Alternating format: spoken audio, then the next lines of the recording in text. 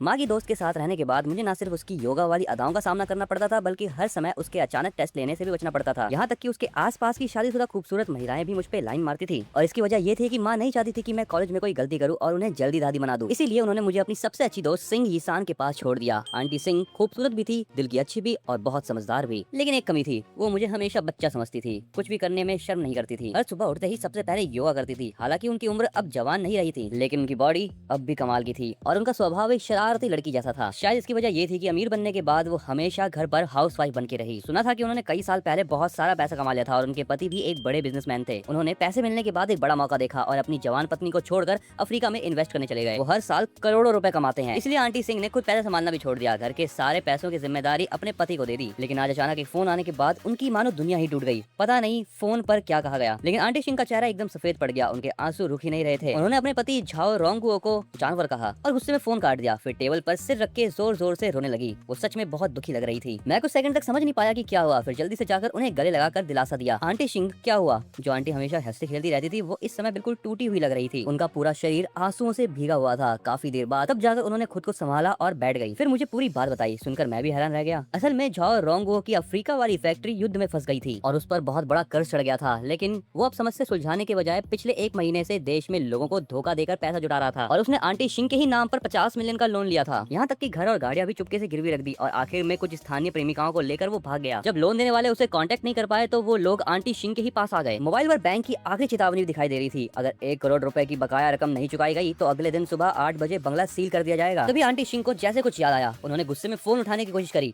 वो कमीना अगर हाथ लग गया ना तो मैं उसे खुद जान से मार दूंगी। लेकिन गुस्से में जोर ज्यादा लग गया और वो सीधे मेरी बाहों में गिर पड़ी। मैंने जल्दी से उन्हें संभाला और कहा, आंटी सिंह शांत हो जाइए। थोड़ी देर बाद वो शांत हो गई। ये लोन आधे साल पुराना है, मतलब उसने पहले से ही सब प्लान कर रखा था। अब पुलिस में शिकायत करने का भी कोई फायदा नहीं होगा। कल ही घर सील होने वाला है। अभी सबसे जरूरी यह है कि पूरे लोन का हिसाब समझा जाए। मेरी बात सुनकर उनके चेहरे पर एक निराशा छा गई। ऐसा लग रहा था कि जैसे उनकी आत्मा ही निकल गई हो। आधे घंटे बाद हमने पूरा घर छान मारा। घर और गाड़ी के सारे कागज पहले ही गायब थे। साफ था कि सब गिरवी रखा जा चुका था। यहाँ तक कि बैंक के कई कार्ड भी खाली पड़े थे और आंटी सिंह पर कुल मिलाकर करीब 57 मिलियन रुपयों का कर्ज था, जिसमें से 20 मिलियन तो एक हफ्ते के अंदर चुकाने थे। वो सोफे पर बैठ गई। उनकी टूटी हुई हालत देखकर मेरा दिल दुख रहा था। मुझसे अब रहा नहीं गया। मैंने अपनी कई सालों की बचत के 2 लाख से ज्यादा रुपए निकाल लिए। आंटी सिंह, ये मेरे मैच और टूर्नामेंट से बचाए हुए पैसे हैं। फिलहाल आप इन्हें इस्तेमाल कर लीजिए, बाकी का रास्ता हम मिलकर निकालेंगे। तभी अचानक मेरे दिमाग में एक मिस्टीरियस आवाज गूंजी। पता चला है कि होस्ट ने दिल खोलकर मदद करी है। रोज एक अच्छा काम सिस्टम अब एक्टिवेट हो रहा था। होस्ट हर अच्छे काम के बदले एक अनोखा इनाम पाएगा। कृपया अच्छे काम करते रहिए। मैं एक पल के लिए हैरान रह गया था, फिर समझ आया मुझे सुपर पावर मिल गई थी। हालांकि इस सिस्टम का नाम थोड़ा अजीब लग रहा था। मैंने आंटी सिंह की तरफ देखा और मेरे होठों पर हल्की मुस्कान आ गई। आंटी सिंह ने कार्ड और मेरा चेहरा देखा और इमोशनल होकर रो पड़ी। वो दौड़ कर आई और मुझे कसकर गले लगा लिया। सब मेरी गलती है, मैंने तुम्हें ही परेशानी में डाल दिया। खैर मैं अभी भी सिस्टम वाली खुशी से बाहर नहीं आया था। मेरी सांसों में उनकी खुशबू भर गई थी। तब मैंने गहरी सांस ली और खुद को शांत रखा। फिर उन्हें समझाते हुए कहा, ऐसा मत कहिए, आप माँ की सबसे अच्छी दोस्त है, मतलब मेरी भी अपनी है। करोड़ों का कर्ज है तो क्या हुआ, हम धीरे धीरे चुका देंगे। एक दिन में नहीं हुआ तो एक महीने में, और अगर एक महीने में नहीं हुआ तो 10-20 साल में, लेकिन हम एक दिन सब चुका देंगे। वो अपने आंसू पोंछकर हल्का सा मुस्कुराई, फिर सर उठाकर बोली, अभी तो तुम सिर्फ 18 साल के हो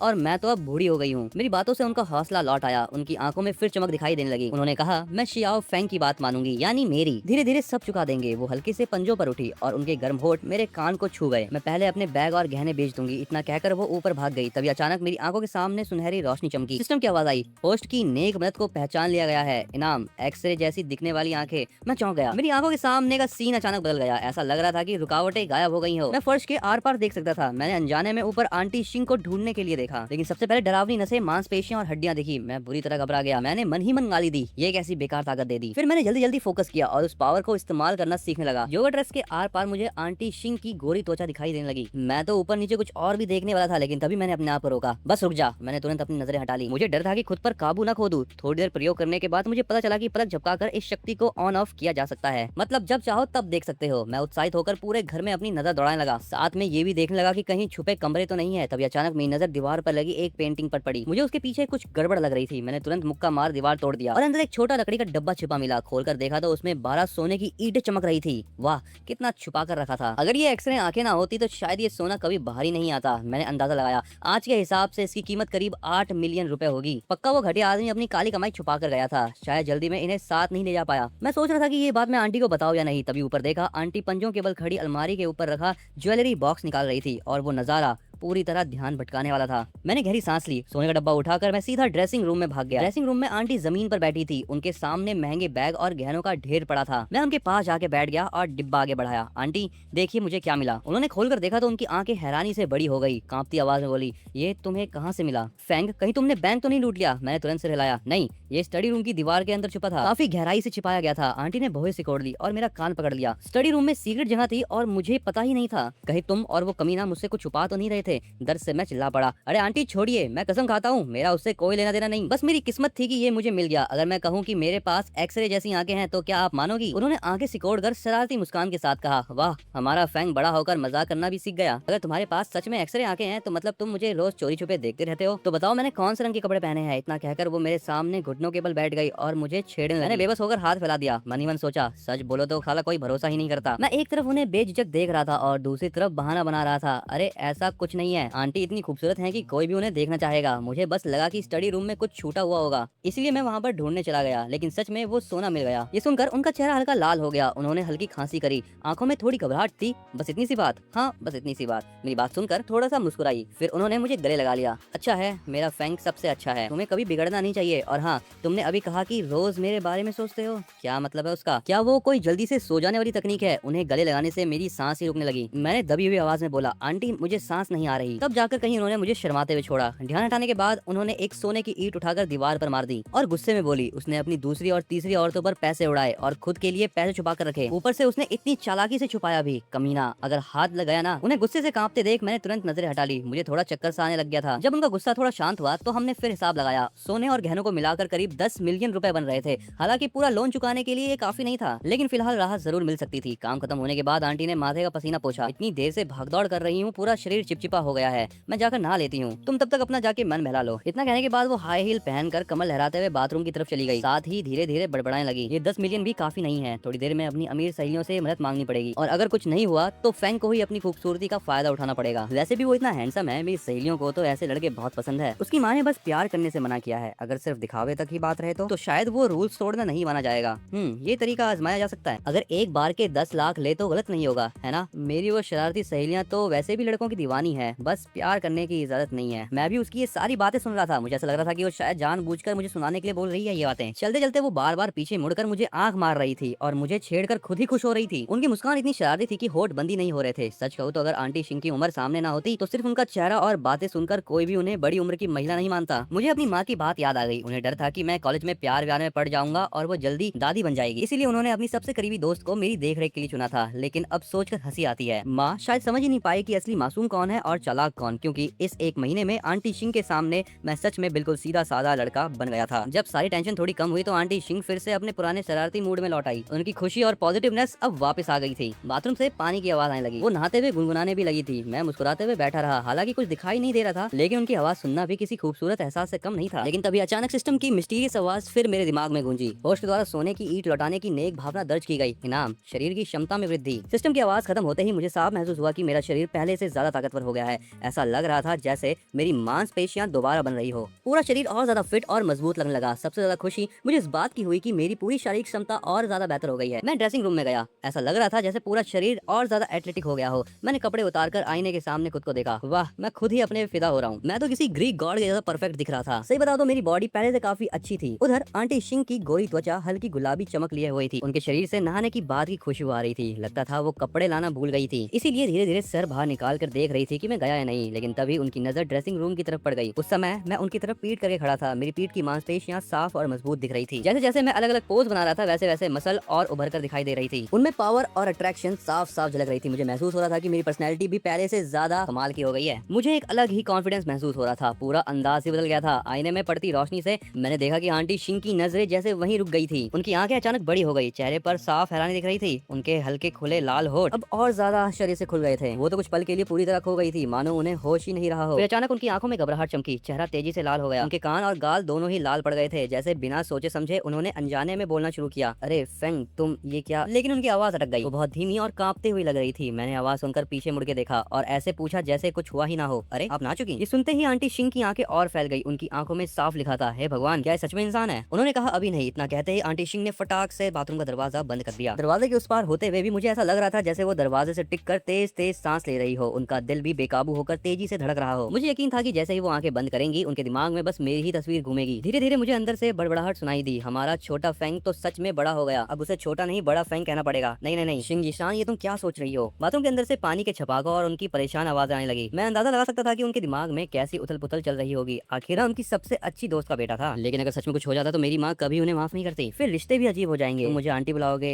और मैं तुम्हारी माँ को समधन। मैं हल्का सा हंस पड़ा। बाथरूम का बंद दरवाजा और अंदर की हलचल देखकर मैंने अनजाने में खुद की तरफ देखा। सच कहूँ तो एक पल के लिए मन हुआ कि अंदर चला जाऊं, लेकिन थोड़ी देर सोचने के बाद मैंने खुद को रोक लिया, क्योंकि अभी सही समय नहीं था। हालांकि माहौल पूरी तरह मेरे पक्ष में था, लेकिन आंटी शिंग इस समय भावनाओं में बह रही थी। अगर बाद में उन्हें होश आता तो हमारे बीच का रिश्ता पूरी तरह खराब हो सकता था और वो मेरे लिए सबसे बड़ा नुकसान होता। मैं सिर्फ उनका साथ नहीं बल्कि उनका दिल जीतना चाहता था, क्योंकि अगर दिल मिल जाए तो बाकी सब अपने आप मिल जाता है। इसलिए मुझे जल्दी नहीं थी, क्योंकि इमोशन बिल्कुल स्प्रिंग जैसे होते हैं, जितना दबाओ उतनी ही तेजी से वापस उछलती है। जो नहाना आधे घंटे में खत्म हो सकता था, आंटी शिंग ने उसे 1.5 घंटे तक खींच दिया। शायद आखिरी 1 घंटा वो खुद को समझाने में ही लगी रही, लेकिन लगता था उसका ज्यादा असर नहीं हुआ। अंदर से बार बार उनकी परेशान आवाजें आ रही थी। जितना ही वो सीन को भूलने की कोशिश कर रही थी, उतना ही वो दिमाग में और साफ होता जा रहा था।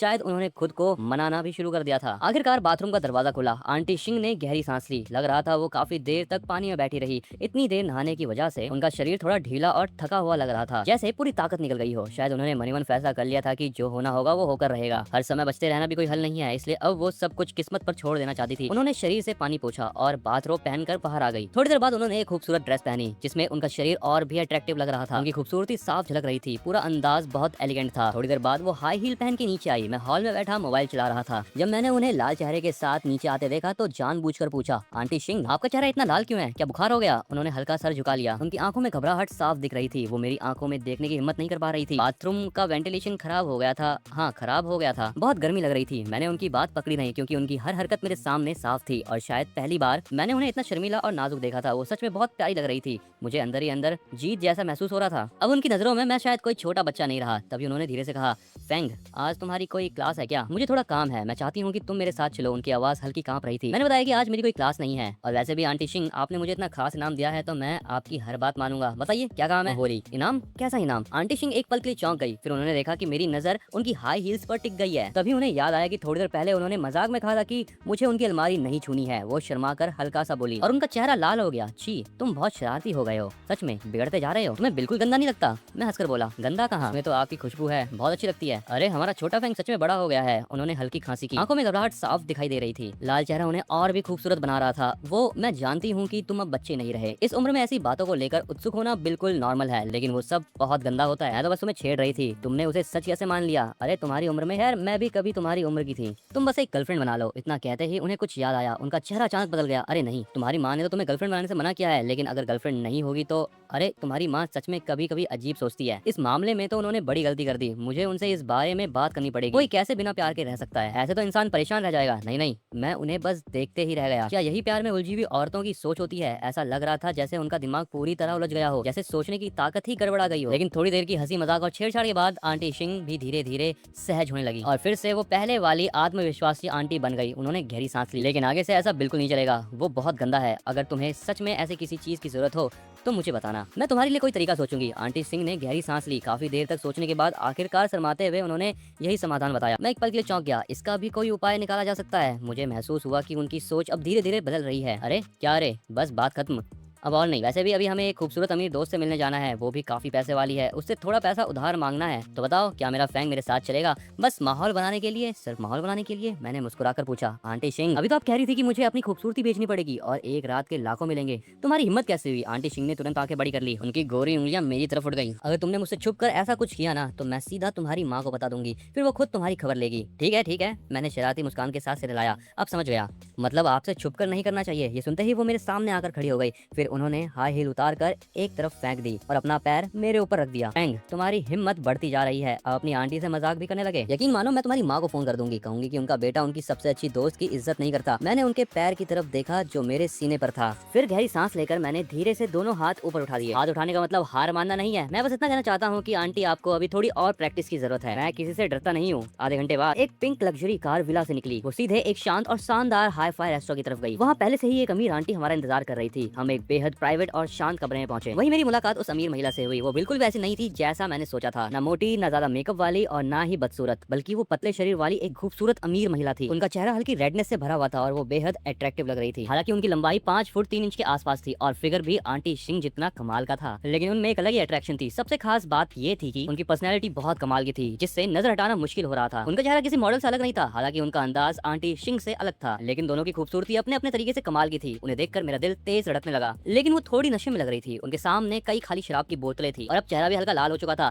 शियाओ फेंग, मैं तुम्हें मिलवाती हूँ। इनका नाम है ली मैंगशी। इनके पास 10 से ज्यादा बिल्डिंगें हैं और ये किराया वसूलने का काम करती हैं। 10 से ज्यादा बिल्डिंग्स, सिर्फ फ्लैट नहीं, पूरी पूरी 7 मंजिला इमारत इनकी है। हरी यूनिवर्सिटी के पास भी इनकी कई बिल्डिंग्स हैं। मैंने हैरानी से आंखें झपकाई, इतनी सारी बिल्डिंग से किराया आता है। वाह, ये तो सच में बहुत अमीर महिला निकली। लगता है अमीर लोगों के दोस्त भी अमीर होते हैं। नमस्ते आंटी ली, मेरा नाम लियाओ चू फेंग है, आप मुझे खाली फेंग बुला सकती हैं। ली मैंगशी ने हाथ में वाइन ग्लास पकड़ा हुआ था। उनकी आंखें हल्की नशे में धुंधली लग रही थी, लेकिन जैसे ही अचानक उन्होंने मुझे पहली बार देखा, उनकी आंखें चमक उठी, मानो उन्हें कोई अनमोल खजाना मिल गया हो। वो तुरंत अपनी सीट से उठ खड़ी हुई, हल्का लड़खड़ाते हुए मेरे चारों तरफ घूमने लगी। उनकी हल्की हाई हील्स की आवाज फर्श पर साफ सुनाई दे रही थी। उनके हर कदम में अलग ही अंदाज था। वो चलते चलते मुझे ऊपर से नीचे तक देख रही थी, बार बार ध्यान से मुझे परख रही थी। उनकी आंखों में तारीफ साफ दिखाई दे रही थी, जैसे वो किसी खूबसूरत कला के नमूने को देख रही हो। शियांग फैन, तुम तो बड़े हैंडसम हो। वाह, ये बॉडी, ये फिटनेस, कमाल है। ली मैंगशी ने मुस्कुराते हुए कहा। उनकी आंखों में साफ उत्साह था। फिर उन्होंने ग्लास नीचे रखा और आंटी सिंह का हाथ पकड़ लिया। वो थोड़ा शरारती अंदाज में बोली, अरे मेरी प्यारी सिंह, लगता है तुम्हारी जिंदगी आजकल काफी मजेदार चल रही है। ये लड़का तो सच में बहुत अट्रैक्टिव है। इतनी अच्छी फिटनेस देखकर लगता है जिम में काफी मेहनत करता होगा। तुम दोनों आजकल काफी समय साथ बिताते हो क्या, और तुम संभाल पा रही हो ना? जरूरत पड़े तो मैं भी मदद कर सकती हूँ। हो सकता है आंटी सिंह ने मन ही मन कभी ऐसा सोचा हो, लेकिन इतनी खुलकर बात सुनकर वो साफ शर्मिंदा हो। हालांकि वो अपनी अमीर दोस्तों की आदतें अच्छी तरह जानती थी। जल्दी अमीर बनने के बाद उनके आसपास अक्सर ऐसे नौजवान लड़के घूमते रहते थे जो मेहनत किए बिना आराम की जिंदगी चाहते थे, और ऊपर से शराब का असर भी था, इसीलिए उनकी बातें अक्सर काफी खुली होती थी। लेकिन इसका मतलब ये नहीं था कि वो किसी को भी पसंद कर ले। उनकी पसंद बहुत हाई स्टैंडर्ड वाली है। अगर कोई साधारण या सिर्फ फायदा उठाने वाला लड़का मिलता तो वो लोग उसे तुरंत ताने मार देती थी, जैसे कि चेहरा भी खास नहीं और बड़े बड़े सपने। मेहनत से भागने वाले लोगों की कोई कीमत नहीं होती। ऐसी तीखी बातें वो बिना सोचे बोल देती थी, क्योंकि बहुत कम लोग उनकी नजरों में जगह बना पाते थे। आखिर आज के दौर में अच्छी शक्ल वाले और अट्रैक्टिव लोगों की अहमियत थोड़ी ज्यादा है, लेकिन इस समय इतने हाई स्टैंडर्ड वाली ली मैंगशी भी मुझे ऐसी नजरों से देख रही थी जैसे नजरें हट ही नहीं रही। यहाँ तक कि वो जैसे नॉर्मली रहती है वैसे वो अभी थी नहीं। ये चीज देखने के बाद आंटी सिंह के दिल में अचानक से एक अजीब सा गर्व पैदा हुआ।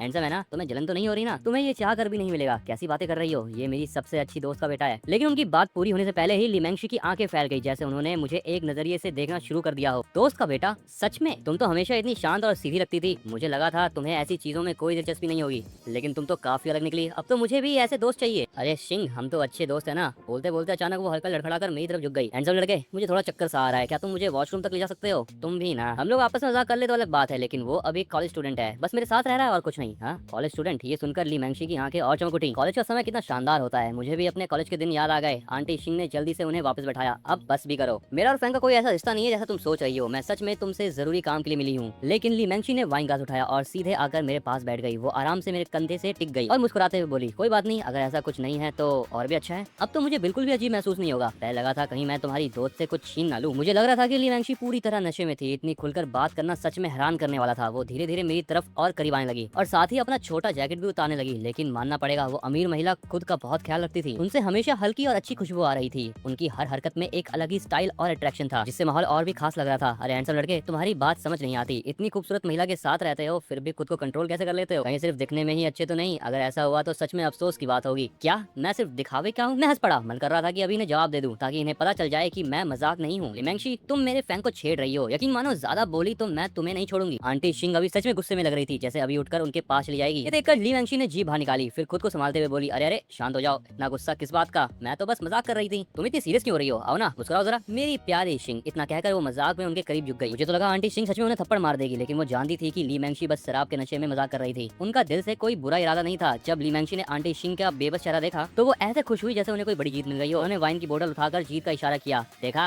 अब कुछ बोल नहीं पा रही ना? पहले खुद कहती हो मेरा फैंग और कहती हो कि कुछ नहीं चल रहा। मुझे बेवकूफ बनाना आसान नहीं है, लेकिन मैं तुम्हें दोष नहीं देती। मैं तुम्हारी हालत समझ सकती हूँ। पति विदेश में है और सामने इतना हैंडसम लड़का हो तो कोई भी थोड़ा डगमगा जाए, ये तो बहुत नॉर्मल इमोशन है। चिंता मत करो, मैं किसी से कुछ नहीं कहूंगी। मेरा मुंह पूरी तरह बंद रहेगा। इतना कहकर ली मैंगशी ने अपनी लाल हाई हील उतार दी और आराम से सोफे पर पैर मोड़कर बैठ गई। फिर वो हल्की मुस्कान के साथ मेरी तरफ देखने लगी। तभी मैंने नोटिस किया कि उनकी बॉडी सच में बहुत कमाल की की थी। हालांकि उनकी लंबाई सिर्फ 162 सेंटीमीटर थी, लेकिन उनकी टांगे लंबी और बेहद अट्रैक्टिव थी। उनकी स्किन बहुत गोरी और साफ थी, उनसे अलग ही अट्रैक्शन आ रहा था। वो धीरे से मेरे करीब आ गई, फिर अपनी पतली उंगली से मेरा चेहरा ऊपर उठाया, हल्के नशे में मुस्कुराते हुए बोली, बताओ ना हैंडसम लड़के, मेरी प्यारी शिंग कैसी है? वो शरारती है? मैं उसे कई सालों से जानती हूँ, लेकिन पहली बार उसे किसी लड़के को साथ लाते देखा है। सच कहूं तो पहले मुझे लगा था कि शिंग को प्यार में कोई दिलचस्पी नहीं है। लीमैंगशी, आंटी शिंग आखिरकार खुद को रोक नहीं पाई और कुछ ही पल में ये दोनों दोस्त आपस में ही झगड़ने लगी। इसी बीच मुझे गुरुजी की बात याद आ गई। वो कहते थे कि उन्हें औरतों की लड़ाई देखने में बहुत मजा आता है। फिलहाल मैं उनकी बात को फील कर पा रहा था। थोड़ी देर की मस्ती के बाद लीमैंगशी तुरंत घुटनों पर बैठकर हार मानने लगी। अरे ठीक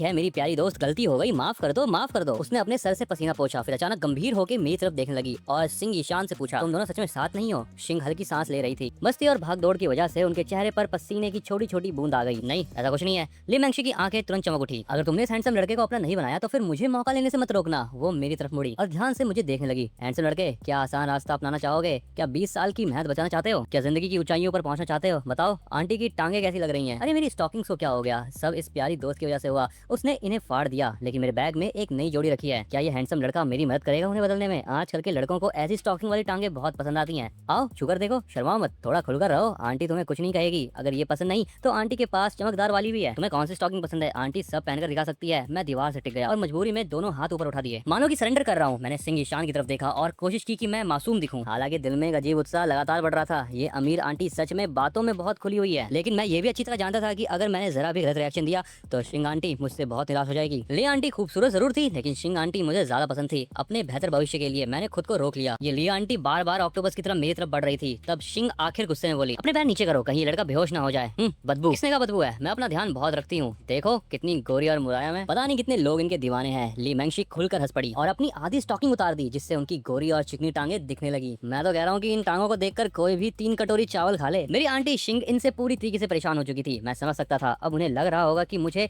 यहाँ लाना गलती थी, जैसे किसी भेड़ को शेरों के बीच छोड़ दिया गया हो। इन अमीर आंटियों की दुनिया सच में खतरनाक थी। फिर भी ये नहीं चलेगा, जल्दी पैर नीचे रखो। सिंह ईशान ने बेबस होकर लीमैंगशी को ठीक से बैठाया और उनकी ऊपर उठी हुई स्कर्ट को नीचे किया, फिर थक कर पास बैठ गई। धीरे से बड़बड़ाई, ये शराब पीकर फिर पागल हो गई है। हैंडसम लड़के, आंटी के लिए एक ड्रिंक डाल दो। मैंने तुरंत बोतल उठाई और उसके ग्लास को भर दिया। उन्होंने ग्लास लिया, एक घूंट पिया, फिर हल्के से अपने होठ काटे और मुझे आंख मारी। हैंडसम लड़के के हाथ की ड्रिंक तो और लाजवाब है। अरे वाह, मैं मनी मन सोचने लगा। सच में मैच्योर खूबसूरत औरतों की बात ही अलग होती है। उनकी हर मुस्कान और हर अदा बहुत अट्रैक्टिव होती है। लीमैंगशी टेबल पर झुक गई और उसके बाद सर टेढ़ा कर लिया। लग रहा था उन्हें हल्का नशा हो गया है। अब तो उनकी जुबान भी लड़खड़ाने लगी थी। बताओ ना मेरी प्यारी सिंह, आज अचानक मेरे पास किस काम से आई हो? पैसे उधार चाहिए क्या? लीमैंगशी की आंखें तुरंत बड़ी हो गई। मेरी प्यारी सिंह को भी पैसे की कमी हो सकती है। ठीक है, कितने चाहिए? बस रकम बताओ। लीमैंगशी पूरे आत्मविश्वास में थी। उन्होंने तो मोबाइल निकाल कर पैसे भेजने की तैयारी भी कर ली थी। सिंह ईशान थोड़ी हिचकिचाई। 100 मिलियन।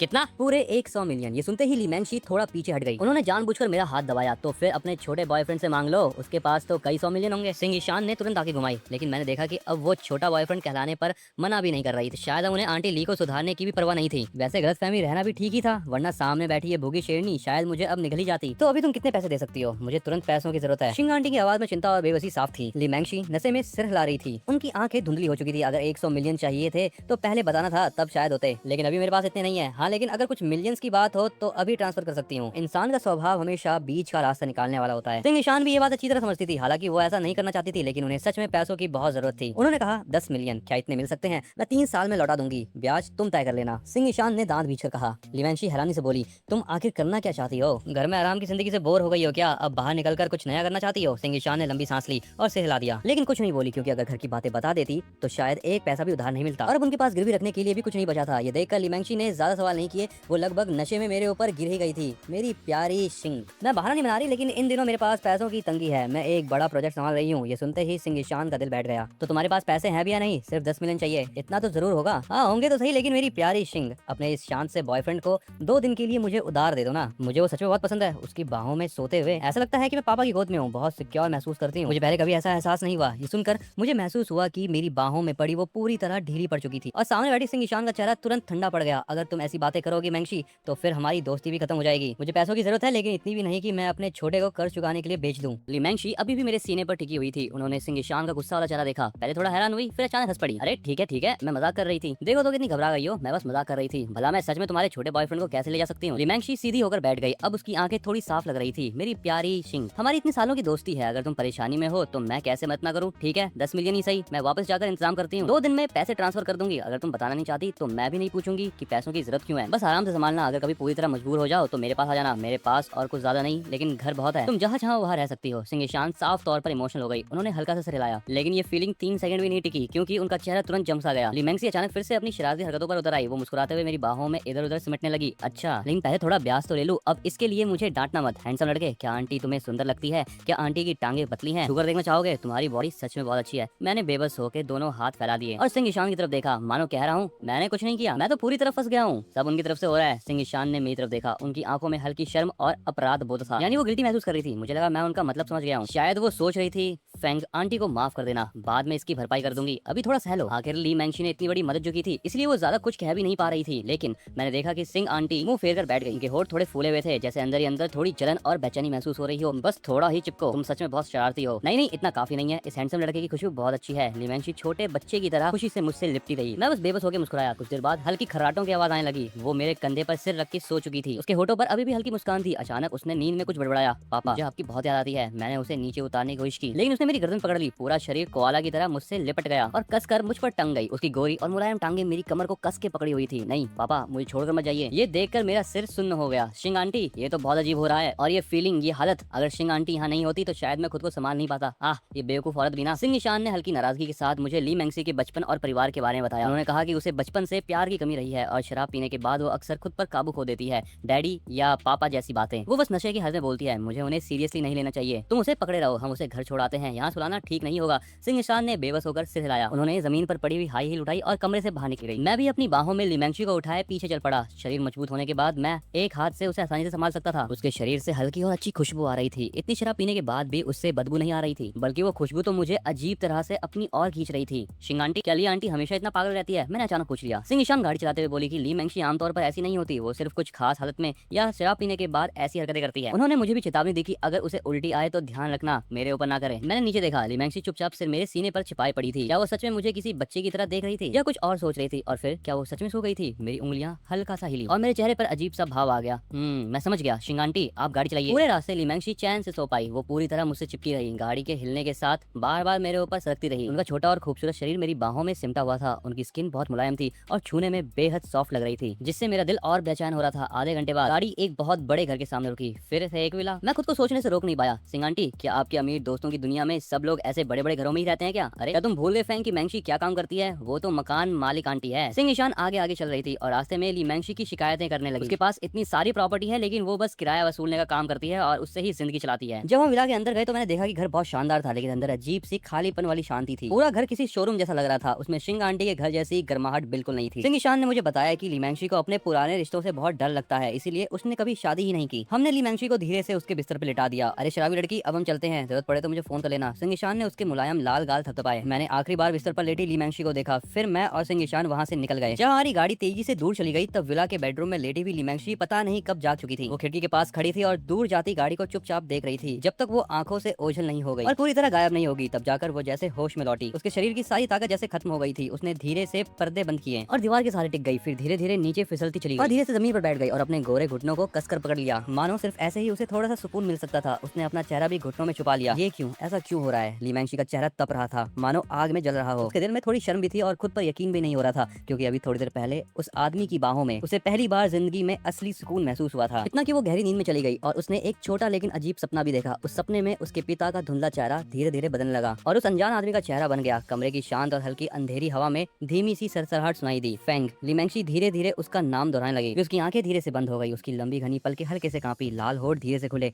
और उसके मुंह से धीमी सी फुसफुसाहट निकली, फेंग। कितना सुंदर नाम है। फेंग, तुम यहाँ कैसे मिल गए? अचानक एक जोश भरी और मीठी आवाज सुनाई दी। मैंने पीछे मुड़कर देखा और अनजाने में नीचे नजर चली गई। वाह, कितनी लंबी और खूबसूरत टांगे। दीदी, मुझे कुचल दो। मेरी नजर सामने खड़ी लंबी टांगों वाली लड़की पे टिक गई। अरे ये तो बाओ मैडम है। मैं मुस्कुराते हुए बोला, बहुत दिनों बाद मुलाकात हुई। क्या संयोग है, मेरे सामने खड़ी खूबसूरत लड़की और कोई नहीं बल्कि मेरी ही कॉलेज की स्पोर्ट टीचर सू जिवान है। हम इन्हें बाओ मैडम कहते हैं। बाओ मैडम, ये सुनते ही सू जिवान पहले थोड़ी चौंकी, फिर खुद की तरफ देखा और तुरंत आंखें बड़ी कर ली। वो गुस्से में पैर पटकते हुए बोली, फेंग, फिर शरारत कर रहे हो? उनकी छोटी प्यारी नाक हल्के से सिकुड़ गई। चेहरे पर मुस्कान थी, लेकिन उनके नरम हाथ सीधे मेरे कंधों तक पहुंच गए और फिर जोर से चुटकी काट ली। उन्होंने ये इसलिए किया था ताकि मैं मजाक कम क्या करूं। उन्हें लगा था कि मैं दर्द से चिल्लाऊंगा, लेकिन मेरी कमर को छूते ही वो खुद हैरान रह गई। इस लड़के की बॉडी तो सच में काफी अच्छी हो गई है। पहले ऐसा नहीं था, पहले इसकी कमर पे थोड़ा फैट हुआ करता था, लेकिन अब तो ऐसा लग रहा है जैसे उसकी कमर का सारा फैट गायब हो गया हो। बाओ की खूबसूरत आंखें घूमी और वो किसी जिज्ञासु बच्चे की तरह मुझे ऊपर से नीचे तक ध्यान से देखने लगी। तभी उन्हें एहसास हुआ कि सिर्फ कुछ दिनों में ही मेरे अंदर कितना बड़ा बदलाव आ गया था, चाहे मेरी पर्सनैलिटी हो या फिर फिजिक, सब पहले से कई बेहतर हो चुका था। मेरे शरीर की मसल भी अब साफ दिखाई दे रही थी, पूरा लुक बेहद हैंडसम और अट्रैक्टिव लग रहा था। मैंने जानबूझकर मासूम चेहरा बनाया और हल्की मुस्कान के साथ बोला, बाओ मैडम, मुझे पता है मैं हैंडसम हूँ, लेकिन आप मुझे ऐसे लगातार देखेंगी तो मुझे भी शर्म आने लगेगी। बाओ हंस पड़ी, उनकी आंखें मुस्कुराते हुए चांद जैसी हो गई। अरे वाह, बॉडी तो काफी अच्छी हो गई है, बताओ जरा कौन सी दवा ली है, इतना कमाल का असर कैसे हो गया। बाओ काफी लंबी थी, वो मुझसे बस आधा सिर छोटी थी, और बात करूँ उसकी फिगर की तो वो बिल्कुल परफेक्ट थी। सबसे खास बात थी उनका स्वभाव, वो खुलकर बात करने वाली सीधी लड़की थी, उनका बेफिक्र अंदाज हर किसी को पसंद आ जाता था। और वो बस अभी अभी रिटायर हुई थी, इसलिए हमारी उम्र में ज्यादा फर्क नहीं था। ऊपर से वो मेरी स्पोर्ट टीचर भी थी, इसलिए हमारी दोस्ती काफी अच्छी थी। हम अक्सर एक दूसरे से मजाक करते थे। उस समय जब हम दोनों साथ खड़े थे तो सच में बहुत अच्छी जोड़ी लग रही थी। मैंने सीना चौड़ा कर लिया। क्या बोला आपने? दवा नहीं मैडम, सब नेचुरल है, यकीन नहीं हो रहा तो छूकर देख लीजिए। ओहो, ऐसी बात है तो मैडम भी पीछे नहीं हटेगी। ये सुनते ही बाओ की आंखें चमक उठी, उन्होंने बिल्कुल भी शर्म नहीं करी, शरारती मुस्कान के साथ सीधे अपना हाथ मेरे सीने की तरफ बढ़ाया। वाह कमाल है, सच में बढ़िया बॉडी बना ली है। शाबाश लड़के, ऐसे ही मेहनत करते रहो, फिर तुम दुनिया के सबसे हैंडसम लड़के बन जाओगे। और हाँ, अभी क्लास नहीं चल रही, इसीलिए मुझे मैडम कहने की जरूरत नहीं।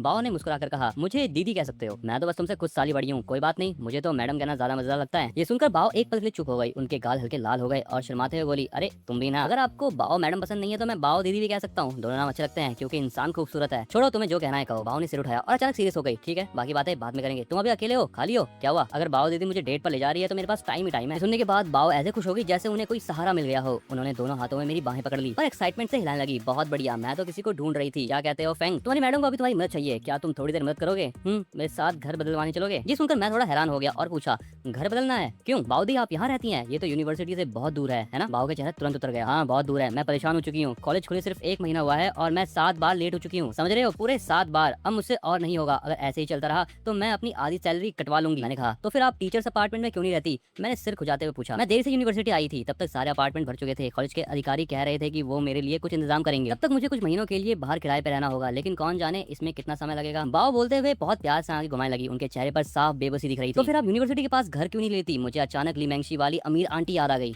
लगता है यूनिवर्सिटी के आसपास उनकी कई बिल्डिंग्स किराए पर थी। कई बिल्डिंग? बाओ ने मुझे घूरा, फिर दोनों हाथ फैलाकर बोली, भाई मेरे पास इतने पैसे नहीं है, मैं गरीब हूँ। तुम जानते हो यूनिवर्सिटी के घर के पास घरों का किराया कितना है? एक छोटे कमरे का किराया लगभग 5-6 हजार महीना है, लगभग मेरी पूरी सैलरी जितना। मैं तो इतना किराया नहीं दे सकती। ऐसे कैसे? आप तो यूनिवर्सिटी की स्पोर्ट्स टीचर हैं, क्या सच में पैसों की इतनी दिक्कत है आपको? बहुत ज्यादा। अरे बच्चे, तुम्हें लगता है स्पोर्ट्स टीचर बहुत अमीर होते हैं? बाओ मैडम ने लंबी सांस ली और चेहरा शिकायतों से भर गया। उन्होंने बताया कि वो अभी बस ट्रेनी टीचर हैं, फिर पैसे कहाँ से आएंगे? मैं 1 साल काम करके भी यहाँ का एक बाथरूम तक नहीं खरीद सकती, और इस शहर में मेरा कोई दोस्त भी नहीं है, वरना क्या मैं अकेले घर बदलती? फिर बहुत दुख है, सच में बहुत दुख है। वो तो मेरे सामने नाराज बीवी की तरह सर पकड़ के बैठ गई, फिर अचानक उनकी आंखों में चमक आई। उन्होंने तुरंत मेरा कंधा पकड़ लिया। तो बताओ, मैडम को अभी तुम्हारी बहुत बहुत जरूरत है, अभी सीधा बोलो, मदद करोगे या नहीं? मैंने नीचे देखकर मुस्कुराते हुए कहा, बिल्कुल करूंगा। बहुत बढ़िया फैंग, तुम काफी समझदार स्टूडेंट हो, मैं तुम्हें इजाजत देती हूँ कि इस सेमेस्टर की पीटी क्लास छोड़ सकते हो। बाओ मैडम ने मुझे शरारती अंदाज में आंख मारी। मैं हंसकर बोला, नहीं ऐसा नहीं हो सकता, अगर पीटी क्लास नहीं होगी तो फिर इतनी खूबसूरत मैडम को देख कैसे पाऊंगा? मैं तो आपको इतना मिस करूंगा कि खाना भी नहीं खा पाऊंगा। हाँ बहुत बढ़िया, सच में तुम मेरे सबसे पसंदीदा स्टूडेंट हो, एक तो इतने हैंडसम हो, ऊपर से इतनी बातें भी मीठी मीठी करते हो। बाओ खुशी से मुस्कुरा उठी। चलो फिर तुम्हें मैडम का कमरा दिखाती हूँ, पहली बार किसी को अपने घर ला रही है, लेकिन ध्यान रखना इधर उधर ज्यादा कुछ मत देखना, अगर कुछ देखकर दिल बहक गया तो उसकी जिम्मेदारी मेरी नहीं होगी। बाओ मैडम बेफिक्र अंदाज में मेरा हाथ पकड़कर आगे चल पड़ी। उन्हें हमारे टीचर स्टूडेंट के रिश्ते की बिल्कुल भी परवाह नहीं थी। हम दोनों रास्ते भर हंसते बोलते रहे और जल्दी ही उनकी रहने वाली जगह पर पहुंच गए। मैं जानता था कि बाओ मैडम आलीशान जगह पर नहीं रहती होगी, लेकिन मैंने ये नहीं सोचा था कि वो इतनी पुरानी बिल्डिंग में रहेगी। हाँ, ये जगह साफ सुथरी थी, लेकिन बिल्डिंग बिल्कुल पुराने जमाने की लग रही थी। कुछ दीवारें टूटी हुई थी और उन पर पीले काले दाग थे, कई कोनों में मकड़ी के जाले जमा थे। पूरे मोहल्ले में ज्यादातर बुजुर्ग लोग यहीं रहते थे। बुजुर्ग लोग यहाँ पर बाहर धूप भी सेक रहे थे। हर तरफ पुरानी और शांत सी फीलिंग थी। बाओ मैडम, आप यहाँ रहती हैं? क्या हुआ, बड़े साहब को पसंद नहीं आया क्या? बाओ आगे आगे चलते हुए बोली। मैंने कहा, ऐसी कोई बात नहीं है, लेकिन आप इतनी पुरानी जगह पे रहती होंगी मुझे पता नहीं था। ये बिल्डिंग काफी पुरानी लगती है, क्या करे, यहाँ किराया सस्ता है। आखिर मेरी सैलरी सिर्फ 7 हजार के आसपास है और इस बार मैं कई बार लेट हो चुकी हूँ। अब ये याद आते ही सर दर्द होने लगता है। बाओ ने नाराज होकर अपने होठ फुला लिए और हल्के से अपने सर पर मुक्का मारा। तो क्या इतने पैसों में काम चल जाता है? अपने खर्चों के लिए तो ठीक है, वैसे ही मुझे महंगी चीजें खरीदने का शौक नहीं है। बस एक दिक्कत है, ट्रेनिंग और एक्सरसाइज की वजह से मेरे शरीर में कुछ पुरानी चोटें रह गई हैं, उन्हें अक्सर अस्पताल जाना पड़ता था। ये बात मैं पहले से जानता था। ज्यादातर खिलाड़ियों के रिटायर होने के बाद उनके शरीर पर बहुत सारे दाग धब्बे रह जाते थे ट्रेनिंग की वजह से, और कई तरह की पुरानी चोटें भी होती थी। खासकर बाओ जैसी एथलीट के लिए उनके घुटनों पर बहुत ज्यादा दबाव पड़ता था और ऐसी चोटें आसानी से कभी ठीक नहीं होती। इनसे उबरने में बहुत समय लगता है। धीरे धीरे इलाज और आराम से ही सुधार आता है। बाओ मैडम अपनी बचत का ज्यादा पैसा इलाज में खर्च कर देती थी, इसीलिए उनकी जिंदगी अभी भी काफी तंगी में चल रही थी। मैंने उनसे कहा कि उनकी पर्सनैलिटी तो पूरी अमीर लड़की वाली लगती है, आखिर वो नेशनल लेवल एथलीट भी रह चुकी है और यूनिवर्सिटी टीचर भी। कार होना तो उनकी बेसिक पहचान होनी चाहिए। अरे भाई, तुमने ड्रामे बहुत देख लिए हैं क्या? कौन सी अमीर लड़की और कौन सी कार? बाओ ने बेबस होकर माथा पकड़ा। अगर सच में ऐसा होता तो बाकी लोगों से माफी मांगनी पड़ती कि मैं ही पीछे रह गई। अभी तो बस मैं यही मनाती हूँ कि मैं बीमार न पड़ूं, वरना सच में हालत खराब हो जाएगी। खैर चलो चलो जल्दी ऊपर चलते हैं, 5वीं मंजिल तक चढ़ना है। बाओ मैडम ने मेरा हाथ पकड़ लिया और मुझे सीढ़ियों की तरफ खींचने लगी। जैसे ही हम अंदर आए, एक ठंडी ठंडी हवा का झोंका आया। बाहर बहुत तेज धूप थी लेकिन अंदर अजीब सी ठंडक और नमी थी। तभी मेरी नजर छोटे से कीड़े पे पड़ी। वो एक कॉकरोच था। बाओ मैडम, यहाँ कॉकरोच है, मैंने अच्छे इरादे से कहा। बाओ मैडम के चेहरे पर कोई बदलाव नहीं आया, बस अपनी लंबी टांग उठाई और उसके ऊपर सीधा पैर रख दिया। बेचारा कॉकरोच भाग भी नहीं पाया और वहीं खत्म हो गया। मैं तो बस उन्हें देखकर रह गया। बाओ की आंखें हल्की मुस्कान से मुड़ गई। फिर वो मुस्कुराते हुए बोली, कॉकरोच से क्या हुआ? कुछ नहीं, बस इतना कि मैडम की खूबसूरत पैरों के नीचे मरना था। शायद उसके लिए भी मजेदार रहा होगा। मेरी ये बात सुनने के बाद तो मैडम मुझे अजीब नजरों से देखने लगी। ये कैसी अजीब पसंद है तुम्हारी? इसे जेंटलमैन की पसंद कहते हैं। बाओ मेरी बात सुनकर हंसी रोक नहीं पाई, धीरे से बोली, पूरे पागल हो तुम। मैडम आप नहीं समझोगी, लेकिन आप बहुत बहादुर हो। आम लड़कियां तो कॉकरोच देखकर चिल्लाने लगती हैं। बाओ ने गर्व से सर उठाया। इसमें कौन सी बड़ी बात है? मैं उन नाजुक लड़कियों जैसी नहीं हूँ। कॉकरोच क्या चीज है? मैं तो कीड़े मकोड़े भी पकड़ लूं। अचानक उनकी आंखों में शरारत चमकी, चेहरे पर नटखट मुस्कान आ गई और वो शैतानी अंदाज में बोली, अच्छा फेंग, लगता है तुम थोड़ा निराश हो गए। क्या तुम्हें उम्मीद थी कि मैं डरकर उछल पड़ूंगी और सीधे तुम्हारी बाहों में आ जाऊंगी? उनकी होठों पर मुस्कान आई और वो हंसते बोली, अगर तुम चाहो तो मैडम तुम्हारी ये इच्छा भी पूरी कर सकती है। चलो चलो एक बार फिर से एक्टिंग करते हैं, जैसे अचानक उनके अंदर कोई ड्रामा क्वीन आ गई हो। बाओ ने तुरंत मासूम चेहरा बना लिया, दोनों हाथ से आंखें ढक ली और पतली आवाज में चिल्लाई, कॉकरोच फेंग, मुझे बहुत डर लग रहा है, जल्दी आकर मैडम को बचाओ। मैडम आपकी एक्टिंग थोड़ी ज्यादा नकली लग रही है। ये तो रोंगटे खड़े हो गए। तब बहुत बदतमीज हो तुम, किसे नकली बोल रहे हो? तुम्हें बिल्कुल रोमांस नहीं है, चलो जल्दी ऊपर चलते हैं। इतना कहकर वो सीढ़ियां चढ़ने लगी। उनकी चाल में जोश और चंचलता भरी हुई थी। मैं पहली बार उन्हें इतने करीब से देख रहा था, वो भी इस एंगल से। और सच में एक पल के लिए मैं हैरान रह गया। मानना पड़ेगा, जो लोग लंबे समय तक खेल कूद करते हैं उनमें एक अलग ही अट्रैक्शन होता है। वो शिंग आंटी जैसी नाजुक और शांत खूबसूरती नहीं थी, ना ही किसी शर्मीली लड़की जैसी कोमल सुंदरता, बल्कि उसमें एक जंगली और आत्मविश्वासी आकर्षण था। एक खुली हुई बेहद सेक्सी और ताकतवर खूबसूरती। उनका फिगर कमाल का था और इतनी सुंदर शक्ल होने के बावजूद वो इतनी तंगी में जिंदगी जी रही थी। ये मेरे लिए सच में हैरानी की बात थी। अगर वो वीडियो बनाना शुरू कर दे या थोड़ा बहुत ग्लैमरस कंटेंट डाले तो आसानी से लाखों फॉलोवर पा सकती हैं। लेकिन यही बात उनके अच्छे स्वभाव को खास बनाती है। मैडम आपकी ये चाल तो दिल की धड़कनें तेज कर रही है। मुझे लग रहा था कि मैं उनके बहुत करीब आ गया हूँ और मुझे उनकी बॉडी से हल्की खुशबू भी महसूस हो रही थी। बाओ ने मुझे पीछे मुड़कर देखा, ऊपर से नीचे तक घूरते हुए। उनके गाल भी हल्के लाल हो गए थे, लेकिन अगले ही पल वो फिर शरारती अंदाज में लौट आई और मुस्कान के साथ बोली, अरे हम तो अच्छे दोस्त हैं, थोड़ा फायदा उठा लो तो क्या हुआ? उनकी बात पूरी भी नहीं हुई थी कि अचानक उन्हें कुछ महसूस हुआ। बाओ की आंखें तुरंत बड़ी हो गई, उनके गोरे चेहरे पर रेडनेस फैल गई, जिससे वो और भी खूबसूरत लगने लगी। वो शर्म और हैरानी से बोली, अरे फेंग, तुमने सच में ऐसा कर दिया? मैंने कंधे उचकाए और मासूम चेहरा बनाकर बोला, बिल्कुल, मैं तो आज्ञाकारी हूँ। मैडम जो कहती है मान लेता हूँ। छी, कितने अजीब हो तुम, जैसा सोचा था वैसा ही हुआ। बाओ फिर मुझे घूरने लगी। मैं तुम्हें बता रही हूँ सिर्फ इसलिए कि तुम मेरे स्टूडेंट हो। अगर कोई और लड़का ऐसा करता, इतनी घटिया हरकत, तो मैं उसे सीधा लात मारकर भगा देती। मैंने अपनी नाक छूते हुए हंसी रोकी। सच में अजीब लग रहा था। किसी ने पहली बार मेरे लिए ऐसे शब्द इस्तेमाल किए थे। क्या क्या तुम अपनी मैडम के बॉयफ्रेंड बनना चाहते हो? ये कहते हुए बाओ ने अपनी भौहें सिकोड़ ली और उंगली से अपनी ठुड्डी छूते हुए मुझे ध्यान से देखने लगी। चेहरा तो अच्छा है, बॉडी भी बढ़िया है और तुम्हारा स्वभाव मुझे पसंद है। तुम बिल्कुल मेरे टाइप के हो। अगर तुम मुझे पटाने की कोशिश करो तो शायद मैं सोच भी सकती हूँ। उन्होंने जानबूझकर बात लंबी खींची और चेहरे पर एक मिस्टीरियस मुस्कान आ गई। उनकी आंखें हल्की सी मुड़ी, जिनमें शरारत और उम्मीद दोनों थी। तो बताओ क्या कहते हो, कोशिश करके देखो। वैसे मैडम के स्टैंडर्ड बहुत हाई हैं, लेकिन अगर बात तुम्हारी हो तो शायद मुझे पटाना इतना मुश्किल नहीं होगा। मेरी नजर हल्की सी बदली, लेकिन मैंने कंधे उचकाए, जैसे जानबूझकर दूरी बना रहा हूँ। मुझे तो कोई दिक्कत नहीं है, बस मैडम टीचर और स्टूडेंट के बीच रिश्ता होना शायद थोड़ा सा अजीब लगेगा। बाओ मैडम, मैं आपको पाल लूंगा। अरे बस करो, बहुत हो गया, तुम सच में परेशान करते हो। बाओ मैडम ने झूठी नाराजगी से हाथ हिलाया, लेकिन उनके चेहरे पर हल्की लाली आ गई थी। किसने कहा मुझे तुम्हारी सहारे की जरूरत है? इतने भी खास मत बनो। मैं भी उन्हें छेड़ने में मजा ले रहा था, क्योंकि मेरी जानकारी में बाओ ने आज तक कभी किसी को डेट नहीं किया था। ऐसा नहीं था कि उनमें कोई अट्रैक्शन की कमी थी, लेकिन बात ये थी कि उन्हें चाहने वालों की लाइन बहुत लंबी थी, लेकिन उनके स्टैंडर्ड बहुत हाई थे। उन्हें कोई पसंद ही नहीं आता था। इसी वजह से वो अब तक सिंगल थी और शायद मैं पहला लड़का था जिससे उनका रिश्ता इतना करीब था, क्योंकि हम दोनों खुलकर बात करते थे और दिखावा बिल्कुल नहीं करते थे। इसीलिए हमारी अच्छी बनती थी। बाओ को सबसे ज्यादा नफरत थी उन लोगों से जो ऊपर से शरीफ बनते हैं, खासकर यूनिवर्सिटी के कुछ टीचर्स से। ऊपर से बड़े सभ्य और शांत बनते थे, जैसे बहुत संस्कारी इंसान हो, लेकिन अंदर से बेहद घटिया थे। वो अक्सर अच्छे रिलेशनशिप बनाने के लिए कलीग्स के साथ बाओ को बाहर पिलाने के लिए बुलाते थे, लेकिन उनके दिमाग में क्या क्या गंदी गंदी बातें चलती थी, ये बात बाओ को बहुत अच्छे से पता थी। इसीलिए वो उन्हें कभी खास भाव नहीं देती थी। कॉलेज में भी वो हमेशा अकेले रहती थी और लोगों की नजर में थोड़ा अलग स्वभाव की लगती थी। हालांकि कोई सबूत नहीं था, लेकिन उन्हें खुद लगता था कि टीचर अपार्टमेंट ना मिलने की वजह भी यही थी, क्योंकि वो दूसरों के साथ घुलती मिलती नहीं थी। सच कहे तो इस अनजान शहर में मैं शायद उनका सबसे करीबी दोस्त था। बाओ ने सिर झटका और आगे सोचना छोड़ दिया। फिर नकली गुस्से में बोली, चलो जल्दी ऊपर आओ और सामान उठाओ, और हाँ, फिर से कोई अजीब हरकत मत करना। उन्होंने अपने छोटे छोटे दांत दिखाए और मुट्ठी लहराकर डराने लगी। सच में इतना हैंडसम लड़का होकर भी कैसी कैसी हरकतें करता है। हम दोनों सीढ़ियों में मजाक करते हुए ऊपर जा रहे थे, तभी दूसरी मंजिल का एक पुराना दरवाजा अचानक खुला और कुछ खतरनाक चेहरे वाले आदमी बाहर निकले। उन्होंने हमें देखकर अजीब नजरों से देखा और आपस में धीरे धीरे कुछ बात करने लगे। कुछ देर में हम आसानी से 5वीं मंजिल पर पहुंच गए।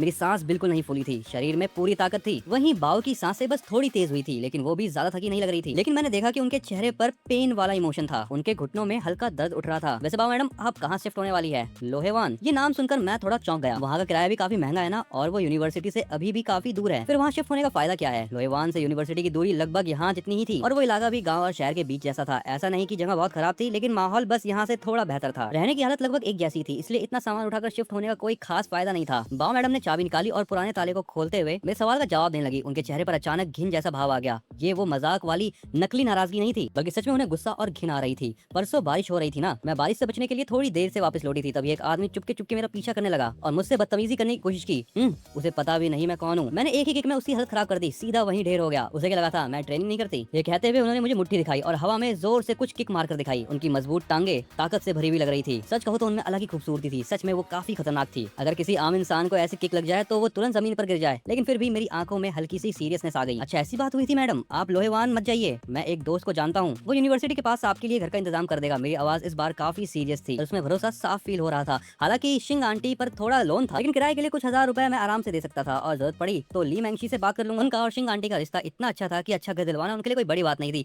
बस एक फोन की देरी थी। आज की इस वीडियो को हम यहीं तक रखते हैं गाइस। अगर तुम्हें इसका नेक्स्ट पार्ट चाहिए तो फटाफट से इस वीडियो को हाइप और इस वीडियो को लाइक कर दो और कमेंट बताओ कि तुम्हें अगला पार्ट चाहिए भी या नहीं। प्रॉमिस करता हूँ इसका दूसरा पार्ट जल्दी ले आऊंगा। तब तक के लिए तुम दूसरी वीडियोस भी देख